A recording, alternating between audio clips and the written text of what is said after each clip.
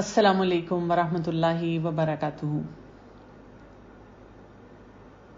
نحمده ونصلی علی رسولہ الکریم، اما بعد فاعوذ باللہ من الشیطان الرجیم، بسم اللہ الرحمن الرحیم۔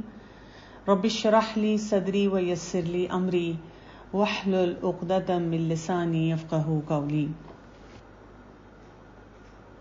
رسول اللہ صلی اللہ علیہ وآلہ وسلم نے ارشاد فرمایا، روزہ صرف کھانا پینا چھوڑنے کا نام نہیں، بلکہ روزہ تو لغو اور بے فائدہ چیزوں سے بچنے کا نام ہے۔ لہٰذا اگر کوئی تمہیں گالی دے یا جہالت کی بات کرے تو اسے کہہ دو کہ میں روزے دار ہوں۔ اس وقت تک لوگوں کے ساتھ اب حالات کیا ہونے شروع ہو جاتے ہیں، امپیشنٹ ہونا شروع ہو رہے ہیں، لوگ ایک دوسرے کے ساتھ سختی سے بات کرتے ہیں، سختی کا رویہ کرتے ہیں۔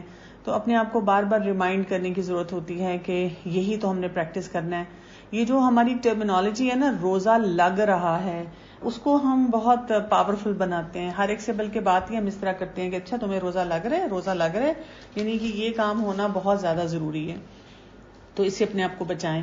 رسول اللہ صلی اللہ علیہ وسلم نے ارشاد فرمایا ہے کہ اللہ جب کسی سے بھلائی کا ارادہ کرتا ہے تو اس کو دین کی سمجھ دے دیتا ہے، تو یہ بھی اللہ کا بہت بڑا انعام ہوتا ہے۔ ویسے تو ہر موقع پہ، لیکن ابھی ہم رمضان کے ریفرنس سے دیکھیں کہ اللہ سبحانہ تعالیٰ ہمیں یہ توفیق دے کہ ہم باقی کاموں میں نہ الجھیں، بلکہ ہم یہاں پہ اپنی عبادات کو بہتر سے بہتر بنائیں۔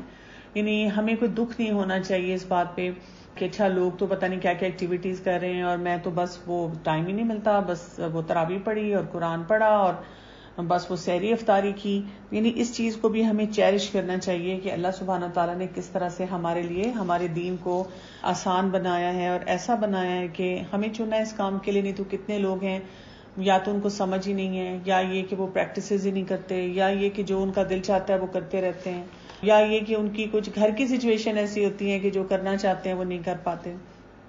تو اللہ سے دعا کے ساتھ ہم شروع کرتے ہیں کہ اللہ تعالیٰ ہمیں توفیق دے کہ ہم سب معاملات کو صحیح طرح سے سمجھ سکیں۔ تو 5واں جز ہمارا شروع ہو رہا ہے اور 5ویں پارے میں ہم دیکھتے ہیں کہ ابھی بھی ہم سورہ نساء پڑھ رہے ہیں۔ سورہ نساء میں نے آپ کو بتایا تھا کہ یہ جنگ احد کے بعد جو ہے یہ نازل ہوئی تھی، کیونکہ یہ وہ وقت تھا مسلمانوں پہ جب ان کو ضرورت تھی اس چیز کی کہ اب ان کے پاس کوئی لا بھی ہو کہ یہ جو بیوہ خواتین ہیں اور یتیم بچے ہیں اور یہ جو ماحول ایک کریٹ ہو گیا وہاں پر ہمیں کیا فیصلے کرنے ہیں۔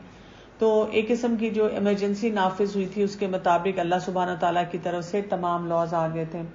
جو بھی ہمیں اس میں احکامات نظر آ رہے ہیں، ہمیں سمجھ آئے نہ آئیں گے، ہماری اپنی کم عقلی ہے اگر ہم کہیں کہ میں بھی ان کو انڈرسٹینڈ نہیں کر پا رہی، نہیں تو اللہ سبحانہ تعالیٰ نے ان کو وضاحت سے ہمیں ایسے پیش کیا ہے کہ ان کا فائدہ ڈائریکٹلی یا انڈائریکٹلی لوٹ کر خواتین کو، یا وہ جو اپریسڈ ہوتے ہیں لوگ، یا جو سفرنگ کمیونٹی ہوتی ہے انہی کو واپس جا کر مل رہا ہے۔ چوتھے پارے کے اختتام پہ ہم نے بات کی تھی محرمات کی، کہ اللہ سبحانہ تعالیٰ نے وضاحت سے بتا دیا کہ کیا کیا محرمات ہیں۔ اب 5واں پارہ جو شروع ہو رہا ہے، یہاں پہ بات شروع ہوتی ہے وَالْمُحْصِنَاتُ مِنَ النِّسَاءِ إِلَّا مَا مَلَكَتْ أَيْمَانُكُمْ، اور حرام کی گئی شوہر والی عورتیں مگر وہ جو تمہاری ملکیت میں ہیں۔ یعنی حرمت کے اور جو یہاں پہ ریلیشن شپس ہیں ان کے بارے میں بھی بات کر دی گئی۔ یہاں پہ بیسیکلی ہم دیکھتے ہیں کہ جو ایک کانسیپٹ ہے وہ کیا دیا گیا ہے کہ نہ تو عورت کو استعمال کیا جائے اور نہ ہی عورت کو ڈمپ کیا جائے۔ یعنی یہ بہت وضاحت سے ایک قسم کا آپ سمجھیں کہ قانون جو ہے وہ دے دیا گیا، اور اس کے اوپر ہمیں غور و فکر کرنے کے لیے یا سوچنے کے لیے بھی کہا گیا۔ اس سے تھوڑا نیچے آ جائیں تو آیت نمبر 26 سے لے کر 28 تک بہت خوبصورتی سے اللہ سبحانہ تعالیٰ ہمیں اس کو چیرش کرنے کے لیے کہہ رہے ہیں۔ کیا آ رہا ہے؟ یرید اللہ لیبین لکم، کہ اللہ تعالیٰ تمہارے لیے ان کو بیان کرتا ہے۔ وَيَهْدِيَكُمْ سُنَنَ الَّذِينَ مِن قَبْلِكُمْ وَيَتُوبَ عَلَيْكُمْ وَاللَّهُ عَلِيمٌ حَكِيمٌ۔ اللہ تمہارے واسطے خوب کھول کر بیان کرے اور تم سے پہلے نیک لوگوں کی راہ چلائے اور تم پر اپنی رحمت لوٹائے۔ اللہ تعالیٰ بہت علم اور حکمت والا ہے۔ اللہ چاہتا ہے کہ تم توبہ کرو، اور وہ جو لوگ اپنی خواہشات کے پیرو ہیں وہ چاہتے ہیں کہ تم اس سے بہت دور ہو جاؤ۔ اور پھر جو بات کی گئی ہے، یرید اللہ ان یخفف عنکم وخلق الانسان ضعیفا، اللہ چاہتا ہے کہ تم سے بہت چیزوں کو ہلکا کر دے کیونکہ انسان کمزور پیدا کیا گیا ہے۔ اب دیکھیں کہ جب ہم احکامات پڑھ رہے ہوتے ہیں نا تو تھوڑا سا بوجھ انسان محسوس کرتا ہے، کیونکہ ہم اس کو کوآرڈینیٹ کرنے کی کوشش کر رہے ہوتے ہیں کہ اچھا میری زندگی تو اس ڈائریکشن میں جا رہی ہے اور اللہ سبحانہ تعالیٰ کا تو حکم اس طریقے سے آ رہا ہے. تو ہمیں یہ کامل بھروسہ ہونا چاہیے کہ اللہ تعالیٰ ہمارا خالق ہے، بنانے والا ہے. اس نے ہمیں جو بھی احکامات دیے ہیں وہ اس لیے نہیں دیے ہیں کہ ہماری زندگی مشکل ہو جائے، کیونکہ بہت سے لوگ اسی وجہ سے قرآن کو پڑھنے کی کوشش نہیں کرتے. وہ یہ کہتے ہیں کہ اگر ہم نے پڑھا تو ہمیں عمل کرنا پڑ جائے گا، جبکہ اللہ سبحانہ تعالیٰ ہمیں یہی بتا رہے ہیں کہ جب آپ اسے پڑھیں گے، سمجھیں گے، عمل کریں گے تو آپ کی زندگی بہت آسان ہو جائے گی. کیونکہ آپ دیکھیں آپ نے جو بھی کام کرنا ہے آپ نے اس کو دکھاوے کے لیے پھر نہیں کرنا. کھانا پینا، سوشل انٹریکشن، اس وقت ہماری سوسائٹی کن پریشرز میں ہے؟ ایسے ہی پریشرز ہیں نا کہ فلاں نے مجھے یہ گفٹ دیا تھا تو اب میں نے کیا دینا ہے.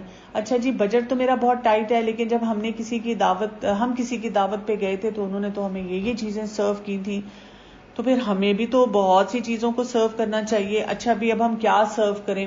ہم اس طرح کے فتنوں میں پھر پڑنا شروع ہو جاتے ہیں. پھر ہم سوچنا شروع ہو جاتے ہیں کہ اچھا اب ہم کیا کریں. پھر لباس ہے، اپنے گھر کی سیٹنگ ہے، پھر لوگوں کے پریشر ہیں. آپ دیکھیں کتنی رسموں پہ لوگ چل رہے ہوتے ہیں جن کو وہ فالو نہیں کرنا چاہ رہے ہوتے، لیکن کیوں چل رہے ہوتے ہیں؟ بس اس لیے کہ سوسائٹی کہہ رہی ہے. لیکن یہاں پہ اللہ سبحانہ تعالیٰ ہمیں یہی کہہ رہے ہیں کہ اللہ کو پتا ہے کہ ہم کمزور ہیں. جیسے آپ دیکھیں گے کوئی آپ مشینری لیتے ہیں تو اس کے ساتھ جو اس کا مینول یا بکلیٹ ہوتی ہے نا، اس میں بڑی واضح انسٹرکشن ہوتی ہیں. جہاں ہمیں بتایا جاتا ہے کہ اس کو یوز کیسے کرنا ہے، وہاں ہمیں یہ بھی بتا دیا جاتا ہے کہ اگر آپ نے یہ کام اس کے ساتھ کیے، جیسے ہوتا ہے کہ ایون کپڑوں کے اوپر بھی لکھا ہوا ہوتا ہے نا کہ اس کو ڈرائی کلین کروانا ہے، یا لکھا ہوتا ہے کہ اس کو آپ نے واشنگ مشین میں نہیں دھونا ہے، کیونکہ بنانے والے کو پتا ہوتا ہے کہ اگر اس کا غلط استعمال کیا گیا تو اس سے کیا کیا نقصان ہو سکتے ہیں. تو ہمیں بھی اس چیز کو سمجھنا چاہیے اور بہت ہمیں ان چیزوں کو ماننا چاہیے کہ اللہ تعالیٰ نے جو بھی چیزیں ہمیں دی ہیں ہمارے لیے بہت آسانیاں پیدا کرتی ہیں. اسی طرح میں نے دیکھا ہے کہ سوسائٹی میں جب لوگوں سے ہم ملتے ہیں نا تو وہ اس طرح کی بات کرتے ہیں. وہ کہتے ہیں اچھا آپ کو تو بہت مزہ آتا ہوگا نا، آپ صبح اٹھتی ہوں گی، نائٹ سوٹ پہنا اور اسی پہ عبایا پہنا اور نکل گئی جو مرضی کیا. تو ایسی بھی کوئی بات نہیں ہے کہ ایسی آسانیاں نہیں ہیں کہ انسان گندا رہنا شروع ہو جائے. ایسی آسانیاں نہیں ہیں کہ انسان اپنی طہارت کا یا جو امپورٹنٹ ایلیمنٹس ہیں ان کا خیال ہی نہ رکھے نا. آسانیاں وہ ہیں جو اللہ نے اپنے حکم میں دی ہیں. آیت نمبر 29 میں ایک حصہ آ رہا ہے جہاں پہ بات کیا ہو رہی ہے، بیسیکلی تو بات ہو رہی ہے کہ لوگوں کو بتایا جا رہا ہے کہ ایک دوسرے کے مال جو ہیں وہ ناجائز طریقے سے نہ کھاؤ. لیکن اسی میں ایک ذکر آ گیا ہے وَلَا تَقْتُلُوا أَنفُسَكُمْ، کہ اپنے آپ کو قتل نہ کرو. یعنی یہ قتل کرنا تو یہی ہے نا کہ جب ہم ناجائز طریقے سے مال کھاتے پیتے ہیں، ناجائز طریقے سے ضروریات پوری کرتے ہیں، تو اس کی وجہ سے ظاہر ہے سب لوگوں کی زندگی میں مشکل آتی ہے. تو ایک تو یہاں پہ اس چیز کا ذکر کیا گیا. لیکن یہاں پر خاص طور پہ کیونکہ کہا گیا کہ اپنے آپ کو قتل نہ کرو، تو ہم تھوڑی سی بات کریں گے آج کل کا ایک بہت بڑا چیلنج جو ہے وہ ہے سوسائڈ. ہر دوسرے دن ہمیں پتہ چلتا ہے کہ کسی نہ کسی نے خودکشی کر لی. امیر ہیں تو ان کے اپنے مسئلے ہیں جس کی وجہ سے وہ خودکشی کرتے ہیں، نوجوان ہیں تو ان کے اپنے مسئلے ہیں، غریب ہیں تو ان کے اپنے مسئلے ہیں. ابو ہریرہ رضی اللہ عنہ سے روایت ہے کہ رسول اللہ صلی اللہ علیہ وسلم نے فرمایا جو شخص کسی لوہے سے خودکشی کرے گا تو وہ قیامت تک جہنم کی آگ میں لوہے سے خودکشی کرتا رہے گا، اور جو جان بوجھ کر مر جانے کی نیت سے زہر کھا لے گا وہ ہمیشہ ہمیشہ جہنم کی آگ میں زہر کھاتا رہے گا، اور جو اپنے آپ کو پہاڑ سے گرا کر ختم کرے گا تو وہ جہنم میں بھی یہ سزا دیا جائے گا کہ اپنے آپ کو پہاڑ سے گراتا رہے گا. اس سے ہمیں یہ پتا چلتا ہے کہ یہ سزا بہت سخت ہے، یعنی یہ ایسی بات نہیں ہے کہ ہم اس کو لائٹلی لیں.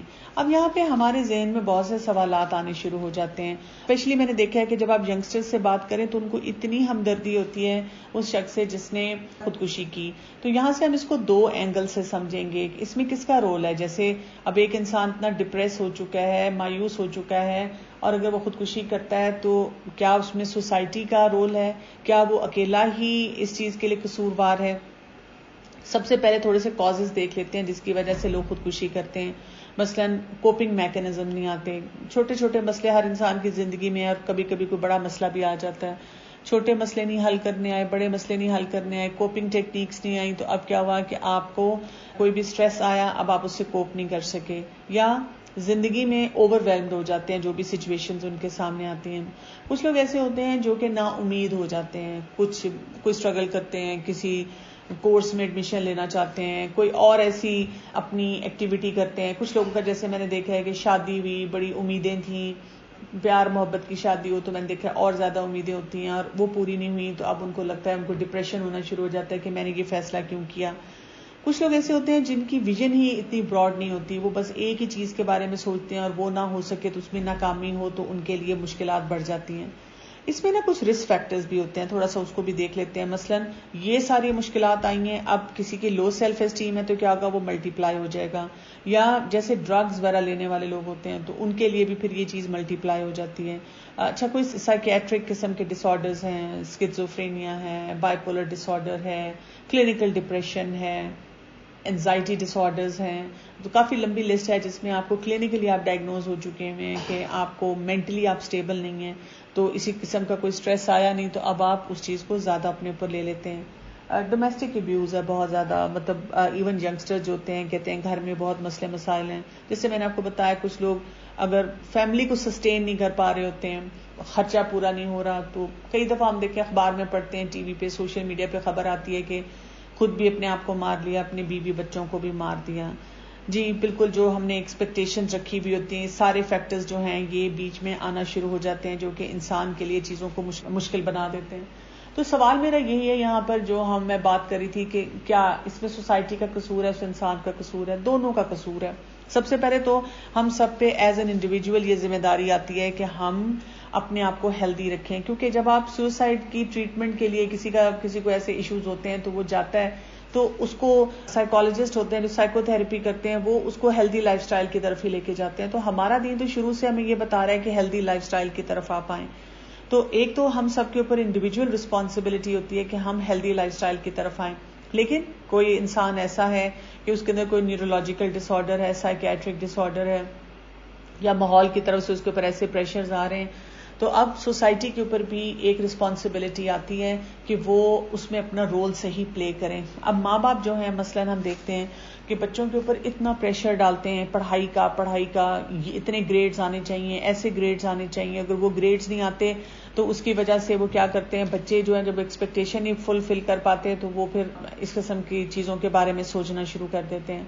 کہ کئی دفعہ کوئی فیملی ممبر ہے وہ آپ کو بتا رہا ہوتا ہے کہ بھئی مجھے نیند نہیں آتی، مجھے اینزائٹی ہوتی ہے، مجھے ڈپریشن ہوتا ہے، تو ہم ان کو کہتے ہیں تم کچھ زیادہ ہی سینسیٹیو ہو گئے ہو، اور ہم ان کو ایکسٹرا سینسیٹیو ایسے کوئی نام دے کر تو ہم ان کو اگنور کرتے ہیں. اسی طرح آپ دیکھیں کئی دفعہ کسی کو اگر آپ نے جا کے کسی سائیکائٹرسٹ کو یا سائیکالوجسٹ کو چیک بھی کرایا، انہوں نے کہا کہ اس کا یہ ڈائگنوسس ہے اور آپ کو اس کی فردر ٹریٹمنٹ کروانے کی ضرورت ہے، ہم صرف اس لیے نہیں جاتے کہ لوگ کیا سمجھیں گے کہ ہم پاگل ہیں. جی بالکل، سوسائٹی اور فیملی کا جو پریشر ہے یہ بہت بڑا ریزن ہوتا ہے. لیکن آپ دیکھیں کہ جو انسان قرآن کے ساتھ پراپر طریقے سے ہک ہو جاتا ہے اور اپنی زندگی کو ویسے گزارنا شروع کرتا ہے جیسے اللہ کا حکم ہے، تو پھر اس کو یہ ان سٹریسز سے بھی کوپ کرنا جو ہے وہ بہت اچھی طرح سے آ جاتا ہے. تو ایسے جتنے لوگ ہیں جو ہماری زندگی میں ہمارے ارد گرد ہیں، ہمیں کیا کرنا ہے، ان کو ہوپ دینی ہے. ان کو یہ بتانا ہے کہ ان کے ساتھ جو مشکلات آ رہی ہیں، ٹھیک ہے کئی جگہ پہ وہ ناشکری بھی کر رہے ہوں گے، لیکن ان کو اس وقت فوراً ایسی باتیں نہیں بتانی. ان کو یہ نہیں کہنا کہ اللہ تم سے اتنا ناراض ہے اس لیے تمہاری زندگی میں اب کچھ نہیں رہا. ان کو یہ نہیں بتانا کہ کیونکہ تم دین پہ نہیں کام کر رہے، تم گناہ گار اتنے زیادہ ہو اس لیے تمہاری زندگی جو ہے اتنی مزری میں گزر رہی ہے. ان کو یہ بتانا ہے کہ زندگی میں ٹیسٹ آتے ہی آتے ہیں، سب لوگوں کی زندگی میں جو ہیں وہ ٹیسٹ ہوتے ہیں. وہ ہمیں کس لیے لاتے ہیں؟ تاکہ ہمیں اسٹرینتھ ملے آگے کے ٹیسٹ کے لیے. اسی طرح سے ہمیں ان لوگوں کو یہ بھی بتانے کی ضرورت ہوتی ہے اللہ تعالیٰ نے ایسی جو مختلف ٹیسٹ ہماری زندگی میں آتے ہیں، یہ ٹولز رکھے ہیں جن کی وجہ سے ہم اللہ تعالیٰ کے قریب ہوتے ہیں، اپنے آپ کو قریب کرتے ہیں. سو بیسیکلی باٹم لائن اگر آپ یہ سمجھیں تو یہ جو سوئسائڈ ہوتی ہے نا، ہم سمجھتے ہیں کہ بس یہ سلوشن ہے، میری زندگی ختم ہو گئی تو پھر میرے لیے آسانیاں ہوں گی. نہیں، ہمیں ہمیشہ یہ یاد رکھنا ہے کہ اس زندگی کے جتنے بھی مسئلے ہیں، بڑے سے بڑا مسئلہ بھی جو ہے وہ پرماننٹ نہیں ہے، وہ ٹیمپرری ہے. ہم اس کو پرماننٹ سولوشن کے طور پہ لے رہے ہیں، لیکن وہ ہمارے لیے آگے کی مشکلات جو ہے وہ بڑھا دیتا ہے. اس کے بارے میں بات بھی کریں. اگر کوئی انسان آپ کی فیملی میں ہے جس کو ضرورت ہے کسی سائیکولوجیکل ہیلپ کی، تو اس کو ایکسپرٹس کے پاس لے کے بھی جائیں. اگر کسی کے سامنے پتہ بھی چل جاتا ہے، کہیں پہ یہ بات کوئی ڈسکلوز بھی ہو جاتی ہے، تو کوئی ضرورت نہیں ہے پریشان ہونے کی، امبیرس ہونے کی. آپ اپنے آپ کو ہمیشہ بتائیں کہ یو آر بریو، جس کی وجہ سے آپ ہیلپ لے رہے ہیں. اگلی آیت کو دیکھ لیں 31 جو آ رہی ہے، یہ بھی بہت اہم ہے. ان تجتنبوا الکبائر ما تنہون عنہ نکفر عنکم سیئاتکم وندخلہم مدخلا کریما، کہ اگر تم بڑے گناہوں سے، کبیرہ گناہوں سے بچتے رہو گے تو ہم تم سے چھوٹے چھوٹے گناہ دور کر دیں گے اور تمہیں بڑی عزت والی جگہ پہ داخل کریں گے. اس کے ساتھ اگر ہم کنیکشن تھوڑا سا فیل کریں کہ جب انسان اپنے آپ کو گناہوں سے بچانے کی کوشش کرتا ہے تو پھر کیا ہوتا ہے، پھر آپ کی ہوپ بھی کم نہیں ہوتی، پھر آپ کی سٹرگلز بھی کم ہوتی ہیں. کیونکہ آپ دیکھیں، آپ اندر سے بھی گلٹ میں چلے گئے، ادھر سے سوسائٹی کی طرف سے بھی فنگر پوائنٹنگ شروع ہو گئی، پھر آپ کو لگتا ہے کہ میری تو پتہ نہیں دنیا بھی اچھی نہیں گزر رہی اور میری تو پتہ نہیں آخرت بھی کیسی گزر رہی ہے. تو آبویسلی انسان کے اوپر پریشر جو ہوتا ہے وہ بہت زیادہ آنا شروع ہو جاتا ہے. تو ان سارے پریشرز کو منیمائز کرنے کا جو طریقہ ہے وہ ہمیں بتایا جا رہا ہے. آیت نمبر 34 کی طرف آ جائیں. یہ وہ آیت ہے جس کے بارے میں جتنی بھی بات کر لو کم ہے. یہ وہ آیت ہے، اگر ہم اس کو سمجھ لیں اور اس کو اپلائی کرنا شروع کریں تو یہ جو ہماری سوسائٹی میں بہت سا ڈس بیلنس ہمیں نظر آتا ہے وہ بھی درست ہو جائے گا. الرجال قوامون علی النساء بما فضل اللہ بعضهم علی بعض وبما انفقوا من اموالہم. یہاں پہ ہسبینڈ اور وائف کے ریلیشن شپ کو بتایا گیا ہے، ڈسکرائب کیا گیا ہے کہ ان کا ریلیشن شپ کس طرح سے ہوگا، یعنی ان کا سٹیٹس کیا ہوگا، وہ آپس میں ایک دوسرے کے ساتھ رہیں گے کیسے، اور وہ ایک دوسرے کو انڈرسٹینڈ کیسے کریں گے، ان کی جیسے کہتے ہیں نا جاب ڈسکرپشن کیا ہوگی. تو مرد کے لیے کیا کہا گیا، وہ قوام بنایا گیا. قوام ہونے کا کیا مطلب ہے، جس کو ہم عام زبان میں کہتے ہیں گارڈین ہیں، یا ایک شخص کو رسپانسبلٹی دی گئی ہے کہ یہ آپ کا رول ہے جس کو آپ نے پورا کرنا ہے. یا اس کے ساتھ ساتھ ہم یہ دیکھتے ہیں کہ ان کو نگران بنایا گیا ہے کہ انہوں نے بہت سارے معاملات میں ہمیں ہیلپ کرنا ہے. تو جب آپ کو یہ قوام کی بات سمجھ آ جائے گی تو پھر آپ کو یہ پتا چل جائے گا، یہ مطلب نہیں ہے کہ ایک آدمی جو ہے وہ جو اس کا دل چاہ رہا ہے وہ کرے، اپنی بیوی کو، گھر والوں کو باس اراؤنڈ کرے اور جب وہ آ جائے گھر میں تو جیسے سب ہاتھ باندھ کے کھڑے ہو جائیں. نہیں، اس کو رسپانسبلٹی دی گئی ہے، اس نے اوور آل وہ مینج کرنا ہے. سمجھے جیسے کسی کمپنی میں CEO ہوتا ہے، یہ وہ والا سٹیٹس یا رول ہے جو اس کو دیا گیا ہے. وجہ کیا بتائی گئی ہے، بما انفقوا من اموالہم، کیونکہ وہ اپنے مال میں سے خرچ کرتا ہے. اچھا، پہلے ہم یہ دیکھ لیں کہ سائد میں کیا، پھر ہم دیکھتے ہیں کہ ہماری سوسائٹی میں ڈس بیلنس کہاں کہاں پر آ رہا ہے. اس ڈس بیلنس کی جو بہت بڑی وجہ ہے اس میں اب خواتین کا رول بتایا جا رہا ہے. خواتین کے بارے میں کیا کہا جا رہا ہے، فالصالحات قانتات حافظات للغیب بما حفظ اللہ. عورت کا رول یہ بتایا گیا ہے کہ وہ نیک عورتیں فرما بردار ہوتی ہیں، قنوت اختیار کرتی ہیں، کنسسٹنسی سے اپنے کام کرتی ہیں، اور جب شوہر وہاں نہیں ہوتے تو وہ تمام رازوں کی حفاظت کرنے والی ہیں. اب ہم دیکھتے ہیں کہ دونوں طرف جو ہے رولز کو سمجھا نہیں جا رہا. مرد کو یہ سمجھنے کی ضرورت ہے کہ گھر کا مین خرچ چلانا مرد کی رسپانسبلٹی ہے. یعنی یہ جو ہمارا ایک ایٹیٹیوڈ بن گیا ہے کہ ورکنگ وائف سے شادی کر لو تاکہ آدھے خرچے وہ سنبھال لے، تو پھر کیا ہوگا، آپ ڈس بیلنس کریٹ کر رہے ہیں. اس کی وجہ سے وہ جو خواتین ہیں جن کو جو کام کرنا چاہیے وہ نہیں کریں گی. اگر ایک عورت خود کما سکتی ہے، وہ کہے گی ٹھیک ہے ہسبینڈ نہیں دیتا تو نہ دے، میں اپنے پیسوں سے کر لوں گی، میں اپنے پیسوں سے پیٹرول ڈلواتی ہوں تو میں اپنی گاڑی جہاں مرضی لے جاؤں. لیکن جب اس کو ہسبینڈ سے مانگنا ہوتا ہے تو وہ پھر اپنے ہسبینڈ سے ریلیشن شپ بھی اسٹرانگ رکھتی ہے، اپنے ہسبینڈ کی بات بھی سنتی ہے اور ہسبینڈ کو پلیز کرنے کی بھی کوشش کرتی ہے. اچھا، اس کا یہ مطلب نہیں کہ وہ غلام یا لونڈی بن گئی ہے. بات یہ ہے کہ وہ پھر ایفرٹ کرتی ہے کہ اس گھر میں اسٹیبلٹی لے کے آئے. ہم میں سے اکثر لوگ ایسی آیات کو جب پڑھتے یا سنتے ہیں تو ہم اس کو اپنی نظر سے دیکھتے ہیں کہ میں اگر اس جگہ ہوں تو لو یہ کیا بات ہوئی. لیکن آپ اس کو اس نظر سے دیکھیں، بچوں کی نظر سے جو گھر میں ہوتے ہیں. مثلاً اب بچے کیا دیکھ رہے ہیں کہ جب فادر گھر میں آتے ہیں تو سارے خرچے وہ پورے کر رہے ہیں، تو فادر کی وہ عزت کرتے ہیں. بچے کیا دیکھ رہے ہیں کہ جو ماں ہے باپ سے پوچھ کے بہت سارے کام کرتی ہے، تو ان کو ہائرارکی بھی سمجھ آتی ہے کہ اچھا گھر میں کوئی سسٹم ہے اور اس سسٹم کے مطابق ہی جو ہے فیملیز ہیں وہ چلتی ہیں. ظاہر ہے اگر اس کو پتا ہے کہ ہسبینڈ نے کما کے لانا ہے تو وہ پھر اس طرح کے لڑائی جھگڑے نہیں کرتی، وہ اپنے آپ کو مینٹین کرتی ہے، وہ اپنی بجٹنگ کرتی ہے، وہ اپنے ہسبینڈ کے لیے اپنے آپ کو بیوٹیفائی بھی کرتی ہے، وہ اپنے ہسبینڈ کے رازوں کی حفاظت کرنے والی ہوتی ہے. اور یہ کانسیپٹ کوئی اتنا مشکل نہیں ہے. آپ ذرا 2 جنریشنز پیچھے چلے جائیں، اپنی نانی دادی یا ان کے پہلے والے لوگوں کے بارے میں سوچیں، یا جو آپ نے اپنی فیملی میں سنا ہوگا ان کو دیکھیں. تو ان کے ایسے ہی ریلیشن شپ ہوا کرتے تھے اور وہ بہت سیٹسفائڈ ریلیشن شپ تھے. اب مردوں نے کمانا چھوڑ دیا, انہوں نے بیوی پہ ڈال دیا کہ وہ کما کے لائے.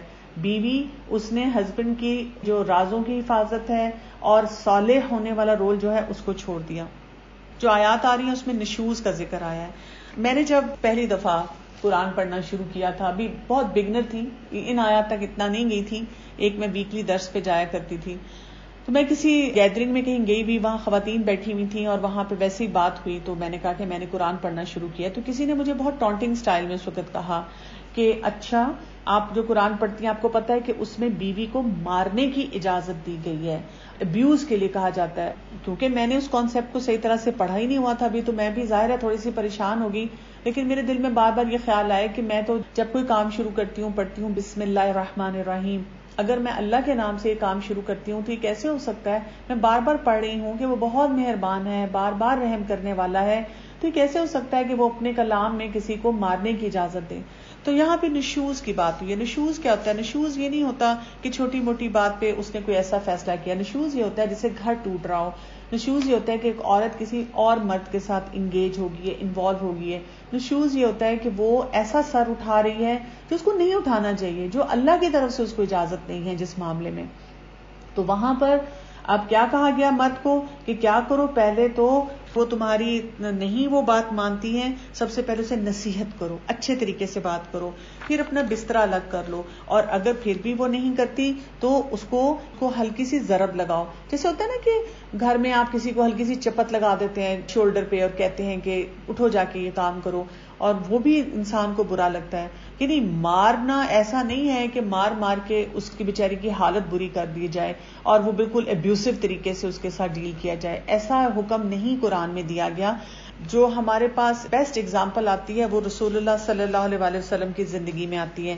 آپ صلی اللہ علیہ وآلہ وسلم نے کبھی بھی اپنی جو ازواج تھی ان میں سے کسی کو بھی نہیں مارا تھا. دوسری بات یہ کہ ہم یہ دیکھتے ہیں کہ آپ صلی اللہ علیہ وآلہ وسلم نے ایون ادروائز بھی کہیں پہ کسی عورت کو مارنے کی اجازت نہیں دی تھی. تو یہ بیسیکلی ایک وہ بہت الٹیمیٹ جو سچویشن ہوتی ہے نا, جہاں ہم کہتے ہیں کہ اب آپ کو سرجری کرنے کی ضرورت ہے, اس چیز کا ذکر کیا گیا. جیسے ایک حدیث میں آتا ہے کہ آپ صلی اللہ علیہ وسلم نے ارشاد فرمایا, تم مومنوں میں سے سب سے کامل وہ شخص ہے جس کے اخلاق اچھے ہیں, تم میں سے بہترین شخص وہ ہے جو اپنی بیوی کے ساتھ بہترین ہوتا ہے. یہ صرف اس صورت میں ہے کہ اپنے گھر کو کسی لیول پہ بچانے کی کوشش کی جائے. Nowadays women have to beg money from their husbands. بالکل بہت سے گھروں میں نے آپ کو بتایا تھا کہ یہ سچویشن ہمیں نظر آتی ہے کہ خواتین بہت مزری میں وقت گزار رہی ہیں اور ان کے ہسبینڈ ان کو جائز خرچے بھی نہیں دیتے ہیں. لیکن ہمیں کسی نہ کسی جگہ پہ فل سٹاپ لگانا ہوگا. پرسنلی میرے پاس جب بھی خواتین آ کے مجھے کہتی ہیں کہ کیونکہ میرے ہسبینڈ اس طرح سے کریں اس لیے میں جاب کے لیے باہر نکلی ہوں, تو میں ان کو کہتی ہوں کہ this is not going to resolve your issues. یا آپ کے مسئلے کبھی اس سے حل نہیں ہوں گے. آپ گھر میں ہی رہیں, تھوڑا کھا لیں, روکھا سوکھا کھا لیں, لیکن اپنے ہسبینڈ کو اس چیز پر لے کر آئیں. اور فرض کریں اگر آپ کے ہسبینڈ پھر بھی اتنا نہیں کرتے اور آپ نے ساری زندگی روکھا سوکھا کھا لیا, کم از کم آپ کے بچے یہ ضرور سیکھیں گے کہ عورتوں کی کمائی اس پہ نہیں جانا, اور وہ اپنی بیویوں کو صحیح کانسیپٹ جو ہے اس کے ساتھ وہ لے کے چلیں گے. یعنی کہیں پہ تو ہمیں اپنی سوسائٹی میں فل سٹاپ لگانا ہوگا نا. اگر ہم جسٹیفائی کر کے سارے غلط کام کرتے رہیں گے, رول آئیڈینٹیفیکیشن جو ہے اس کو نہیں صحیح طرح سے لے کے چلیں گے, تو ہمارے لیے بہت سے پھر پریشرز جو ہیں وہ بڑھتے چلے جائیں گے. کہ men want women to contribute financially too, so women lose their primary role of being wife and mother. میں نے آپ کو بتایا نا کہ آپ اپنے ہسبینڈ کو کہہ سکتے ہیں کہ میں تھوڑا کھا لوں گی لیکن وہ کام کروں گی جو کہ اللہ تعالیٰ کی طرف سے جس کی مجھے اجازت دی گئی ہے. تو یہاں پر اب نشوز کو جب ہم نے سمجھ لیا, اب ہم تھوڑا سا اس سے جب آگے جائیں تو ہم دیکھتے ہیں کہ بات تو ابھی یہاں پر خواتین کی ہو رہی تھی اور خواتین کے حقوق کی ہو رہی تھی, اور اس میں یتیم بچوں کا اور ان کا بھی ذکر آیا تھا. Now suddenly the course is changing, اور بات ایک دم سے اب سوسائٹی کی طرف چلی گئی ہے. تو انسان سوچتا ہے کہ ہیں یہ کیا بات ہے, سوسائٹی پہ ایک دم سے بات کیوں شروع ہو گئی ہے, مطلب اس میں صرف خواتین کی بات ہونی چاہیے. تو اس کانٹیکسٹ کو بھی تھوڑا سا ہم سمجھتے ہیں. جیسے آیت نمبر اگر آپ 36 کے اوپر چلے جائیں, جو سینسٹیوٹی کا دائرہ کار ہے نا اس کو بہت اور وسیع کر دیا گیا ہے, یعنی اس کو اور پھیلا دیا گیا ہے. اس میں ایسی چیزوں کو شامل کر دیا گیا جن کے بارے میں ہم سب کو سوچنا چاہیے, ہم سب کو ان کے مطابق اپنی زندگی کو گزارنا چاہیے. کیا کہا گیا؟ وَاعْبُدُوا اللَّهَ وَلَا تُشْرِكُوا بِهِ شَيْئًا. پہلے ایک بات صرف کہی گئی, اللہ تعالیٰ نے کہا کہ اللہ کی عبادت کرو, اس کے ساتھ شریک نہ ٹھہراؤ. پھر والدین کے ساتھ احسان، پھر ذی القربہ، پھر یتیم، پھر مسکین، پھر مسافر، پھر ساتھ والا بیٹھا ہوا، پھر اس کے بعد یعنی سب لوگوں تک بات جو ہے وہ آگے سے آگے سے آگے جانی شروع ہوگی. اس کے بعد بتایا گیا کہ انسان اپنے آپ کو بخل سے بچائے. پھر اس کے بعد آیت نمبر 43 پہ آپ آ جائیں جہاں پر دوسرا حکم آتا ہے جو کہ ایڈکشنز کے بارے میں ہے. یا ایھا الذین آمنوا لا تقربوا الصلاۃ وانتم سکارا، کہ اے ایمان والو تم جب نشے کی حالت میں ہو تو نماز کے قریب مت جاؤ. یعنی اس کا یہ مطلب نہیں ہے کہ نمازیں پڑھنی چھوڑ دو. بات یہ ہے کہ 5ویں پارے پہ آنے تک ہمیں یہ تو سمجھ آ جانی چاہیے کہ نماز ہمارا اللہ تعالیٰ کے ساتھ بہت مضبوط کنیکشن بلڈ کرتا ہے. تو جو شخص نماز کی اہمیت کو سمجھنا شروع کر دیتا ہے تو پھر اس کے بعد اس کے لیے کیا چیز امپورٹنٹ ہو جاتی ہے کہ اب وہ نماز جب پڑھ رہا ہے تو پھر اس کو یہ دھیان رکھنا ہے. یعنی جیسے ہی فرض کرے کہ کوئی انسان کہتا ہے اچھا میں ذرا کوئی ڈرنک لے لوں، کوئی ایسے لوگ جو ہوتے ہیں تو پھر اس کو ایک دم یاد آتا ہے کہ اوہ نہیں میرے تو نماز کا وقت آ رہا ہے، تو وہ اس کو چھوڑ دے گا. یعنی اس کو کہتے ہیں کہ گریجول طریقے سے کوئی ایسی چیزیں ہوں جو ایڈکٹیو پیٹرنز میں جاتی ہوں، ان کو چھوڑنے کے طریقے ایسے ہونے چاہیے.